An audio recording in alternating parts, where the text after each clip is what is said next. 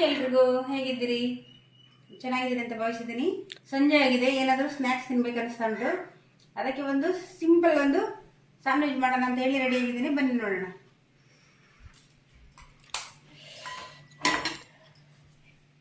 ಒಂದು ಎಗ್ ತಗೊಂಡೆ, ಒಂದು ಬೌಲಿಗೆ ಹಾಕ್ಕೊಂಡೆ. ಸಿಂಪಲ್ಲಾಗಿ ಒಂದು 2 ನಿಮಿಷದಲ್ಲಿ ಮಾಡ್ಕೊಳ್ಳೋವಂಥದ್ದು. ಇದಕ್ಕೆ ಈಗ ನಾನು ಸ್ವಲ್ಪ ಉಪ್ಪನ್ನು ಆ್ಯಡ್ ಮಾಡ್ಕೊಳ್ತೀನಿ. ಸ್ವಲ್ಪ ಉಪ್ಪು, ಸ್ವಲ್ಪ ಪೆಪ್ಪರ್ ಹಾಕ್ಕೊಳ್ತೀನಿ ಅಷ್ಟೇ.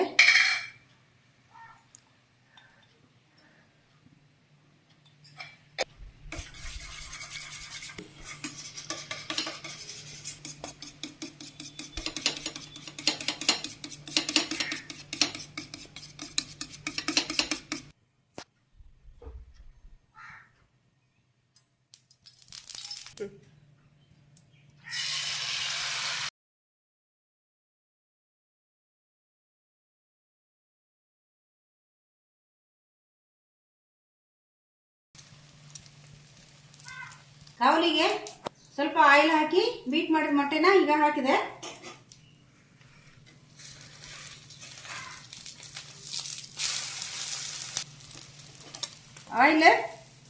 ಆಯಿಲ್ ಸ್ವಲ್ಪ ಜಾಸ್ತಿ ಆಯಿತು, ನೀವು ನೋಡ್ಕೊಂಡು ಹಾಕೊಳ್ಳಿ.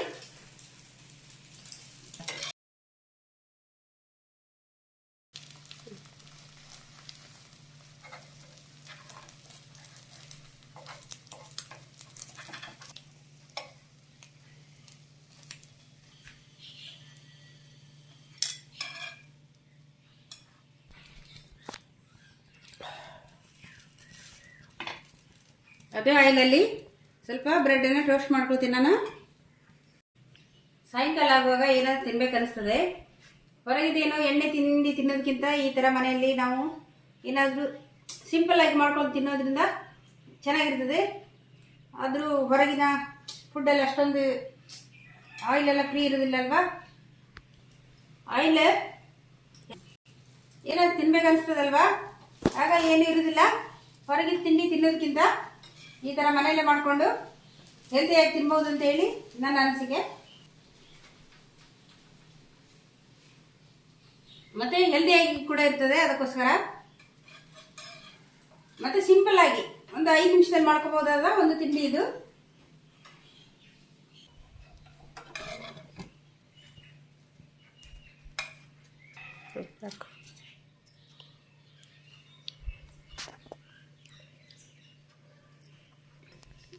ಈಗ ಮನೇಲಿ ಚೀಸ್ ಇತ್ತು, ಚೀಸ್ ಕೂಡ ಸ್ವಲ್ಪ ಹಾಕೊಳ್ತೀನಿ ನಾನು. ಇದಕ್ಕೆ ಟೇಸ್ಟ್ ಚೆನ್ನಾಗಿರ್ತದೆ ಅಂತ.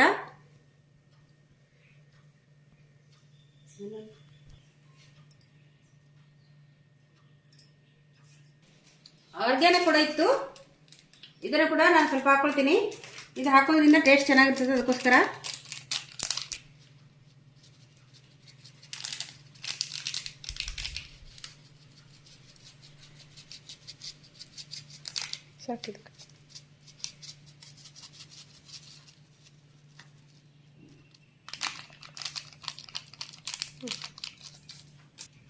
ಈಗ ಸ್ವಲ್ಪ ಆನಿಯನ್ ಹಾಕೊಳ್ತೀನಿ.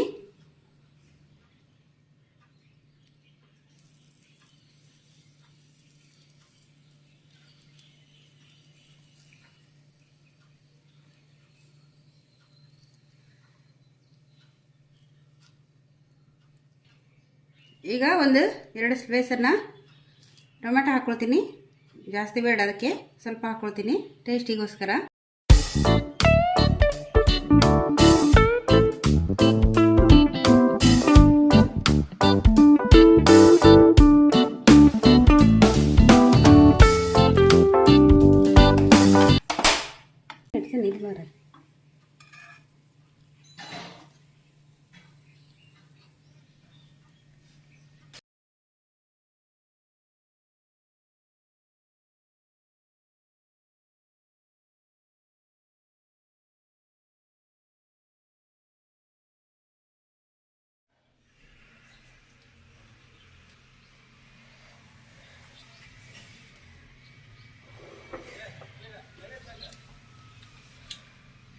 ತುಂಬ ಟೇಸ್ಟಿಯಾಗಿ ಬಂದಿದೆ.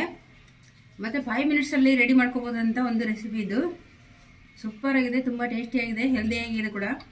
ಒಮ್ಮೆ ಟ್ರೈ ಮಾಡಿ, ಹೇಗೆ ಬಂದಂತ ಕಮೆಂಟ್ ಮಾಡಿ. ಇದ್ರ ಜೊತೆ ಕಾಫಿ ಕೂಡ ಮಾಡಿಕೊಂಡೆ, ಚೆನ್ನಾಗಿರ್ತದೆ. ತಲೆನೋವೆಲ್ಲ ಇದ್ರೆ ಫ್ರೆಶ್ ಕೂಡ ಆಗ್ತದೆ, ಅದಕ್ಕೋಸ್ಕರ ನಾನು ಕಾಫಿ ಕೂಡ ಮಾಡಿಕೊಂಡೆ.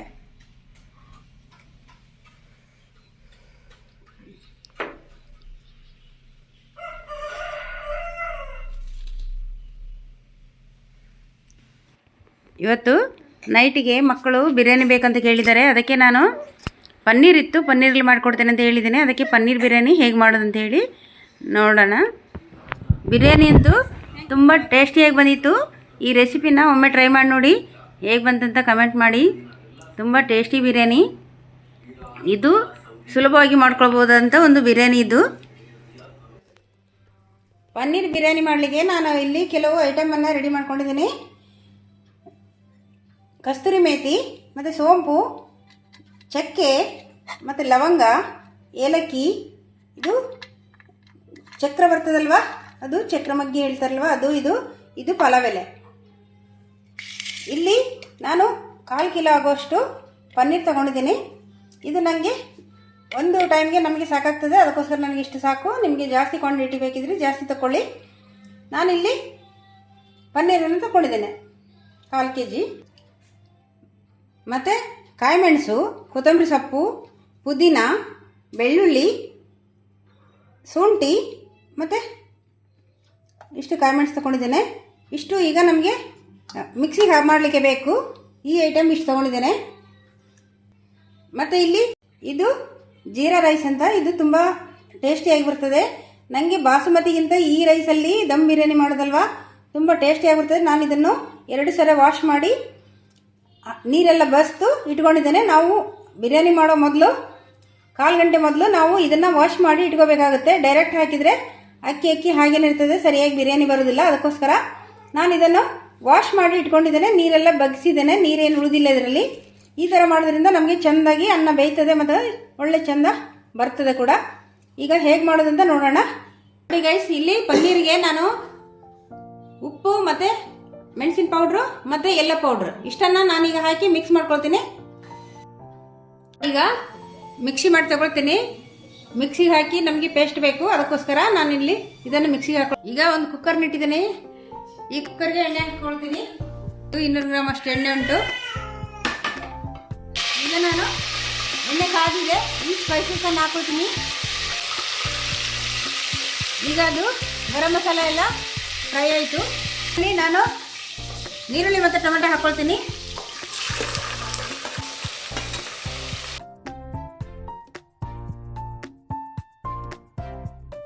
ಉಪ್ಪನ್ನು ಹಾಕ್ಕೊಳ್ತೀನಿ.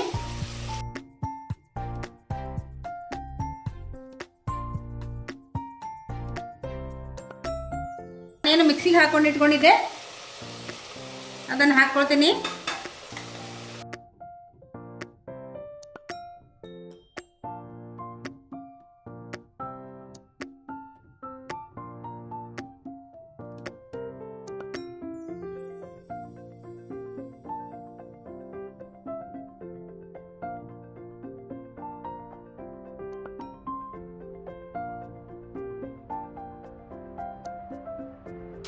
ನೋಡಿ ಇದು ಎಷ್ಟು ಚಂದ ಆಯಿಲ್ ಬಿಟ್ಕೊಂಡಿದೆ, ಕಾಣಿಸ್ತದಲ್ವ? ಈ ಥರ ಆಯಿಲ್ ಬಿಡೋದ್ರಿಂದ ಹಸಿ ವಾಸನೆ ಎಲ್ಲ ಹೋಗಿ ಮತ್ತು ಗ್ಯಾಸ್ಟ್ರಿಕ್ ಎಲ್ಲ ಬರೋದಿಲ್ಲ. ಅದಕ್ಕೋಸ್ಕರ ಈ ಥರ ಆಯಿಲ್ ಬಿಡಬೇಕದು. ಈ ಟೈಮಲ್ಲಿ ನಾನು ಪನ್ನೀರನ್ನ ಹಾಕ್ಕೊಳ್ತೀನಿ.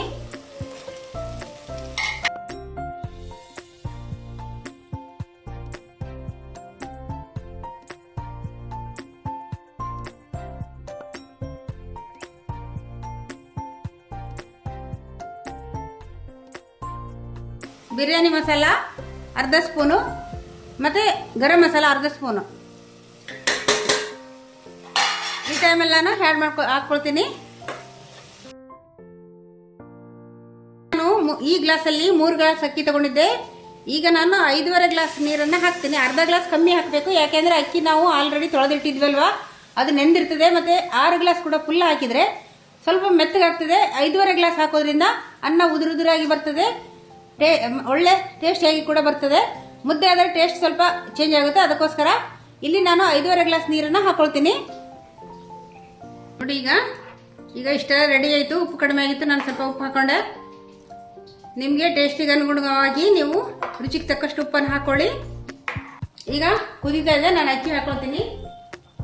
ಇದು ನಾನು ವಾಶ್ ಮಾಡಿ ಮತ್ತು ನೀರೆಲ್ಲ ಬಗ್ಗಿಸಿಟ್ಟಿದ್ದಲ್ವ, ಇದು ಜೀರಾ ರೈಸ್. ತುಂಬ ಟೇಸ್ಟಿಯಾಗಿರ್ತದೆ ಮತ್ತು ಚೆನ್ನಾಗಿ ಬರ್ತದೆ, ಅದಕ್ಕೋಸ್ಕರ.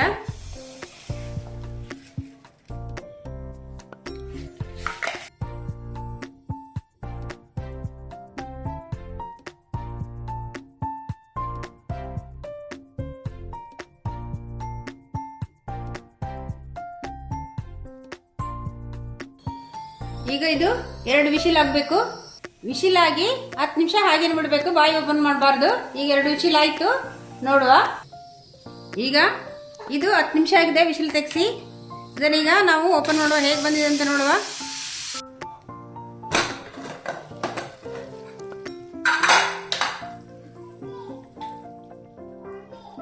ಇದು ಸ್ವಲ್ಪ ಮೇಲೆ ನೀರು ಥರ ಬಂದಿದೆ, ಅದೀಗ ಮಿಕ್ಸ್ ಮಾಡಿದರೆ ಸರಿ ಆಗ್ತದೆ.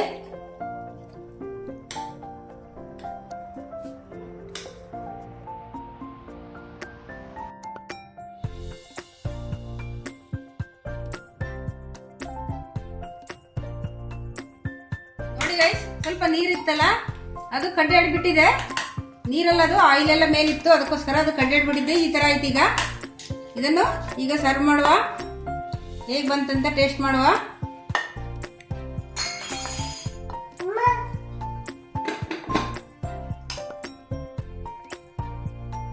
ಸೂಪರ್ ಆಗಿ ಬಂದಿದೆ ಗೈಸ್, ಟೇಸ್ಟ್ ಮಾಡೋಣ ಹೇಗಂತ.